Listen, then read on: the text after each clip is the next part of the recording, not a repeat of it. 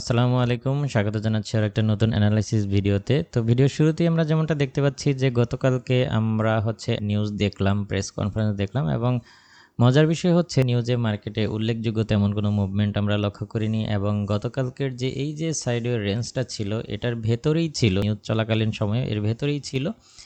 তো এশিয়া সেশনে হুট করে আমরা দেখলাম যে এই সাইডওয়ে রেঞ্জ থেকে মার্কেট বেরিয়ে গেছে এবং এখন এই প্রাইসটাকে পুনরায় টেস্ট করতেছে।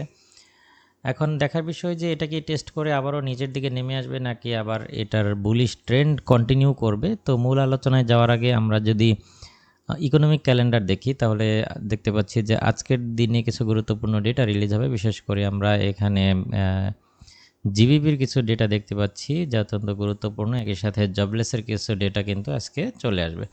তো জবলেসের ডেটাগুলো আজকে আমরা যেটা লক্ষ্য করছি যে কিছুটা পজিটিভ নেগেটিভ দুটোই লক্ষ্য করা যাচ্ছে। তো দেখা যাক কি আসে। জবলেসের ডেটা নিয়ে আসলে অগ্রিম ওইভাবে কিছু বলা সম্ভব না। তো যাই হোক, আজকে তাহলে নিউ ইয়র্ক সেশনে মার্কেটটা বেশ ভালোই অস্থির থাকবে বলে মনে হচ্ছে। তো এই হচ্ছে মোটামুটি ইকোনমিক ক্যালেন্ডারের অবস্থা। তো আমরা যদি দেখি যে এখানে সকালবেলা যেহেতু ফেডের নিউজ যেখানে মার্কেটটাকে এই রেঞ্জ থেকে বের করতে পারলো না, সেখানে সকালে এমন কি হলো যে মার্কেট এই সাইডওয়ে রেঞ্জ থেকে বেরিয়ে যাওয়ার চেষ্টা করছে বা অলরেডি করেছে। তো এখানে সকালবেলা আমরা যে কিছু নিউজ পেয়েছি তাতে করে যেটা মনে হচ্ছে যে মার্কিন যুক্তরাষ্ট্র এবং চীনের ভেতরে যে বাণিজ্য যুদ্ধ নিয়ে যে একটা আলোচনা হওয়ার কথা, সেখানে ডোনাল্ড ট্রাম্প আগেই বলে রেখে যে তিনি যে চীনের উপরে যে শুল্ক আরোপ করেছে সেটা কমানোর কোনো পরিকল্পনা তার নাই। তাতে করে বিনিয়োগকারীদের মনে হয়েছে যে আর একটা অনিশ্চয়তা বা সেই আলোচনা থেকে খুব বেশি কিছু আমরা আশা করতে পারি না, এরকমটাই এখন মনে হচ্ছে।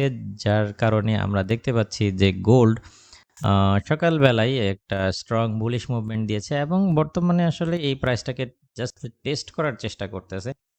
তো এখানে যদি প্রাইসটা এখানে সাপোর্ট তৈরি করে ফেলে তাহলে এটা আবারও বুলিশ হয়ে যাবে, আর যদি সাপোর্ট তৈরি করতে ব্যর্থ হয় তাহলে পুনরায় এই ট্রেন্ড লাইনকে টেস্ট করতেও পারে। তো সেই হিসেবে আমাদের ট্রেডিং প্ল্যানটা আজকে হতে পারে যে আমি অবশ্যই আপনাদেরকে বাই খোঁজার পরামর্শ দিব। বেশ কিছু পয়েন্ট থেকে আমরা বাই করতে পারি। আমি এই পয়েন্টগুলো আপনাদের সাথে শেয়ার করছি, তাতে করে আপনাদের বুঝতে সুবিধা হবে। তো প্রথমত যেমনটা বলছিলাম যে প্রাইস এখন এটাকে টেস্ট করতেছে। যদি এখানে সাপোর্ট তৈরি করে, প্রাইস যদি এখানে সাপোর্ট তৈরি করে ফেলে তাহলে এটা আবারও বুলিশ হবে। সেই হিসেবে আপনারা অপেক্ষা করুন এবং এখানে খেয়াল রাখুন যে প্রাইস এখানেই স্টপ হয় কিনা কিংবা এখানে সাপোর্ট তৈরি করে কিনা। সেক্ষেত্রে এটাকে এখান থেকেই বুলিশ হিসেবে আপনারা পেয়ে যেতে পারেন। তো এই প্রাইসটা হচ্ছে এইটা মোটামুটি ৩৩৯৭, 90 এর আশেপাশে। এবং আজকের দিনে আরও একটা বেস্ট বাইং জোন হতে পারে আমাদের জন্য হচ্ছে আমি এখানেও প্রাইসটা নোট করে দিচ্ছি।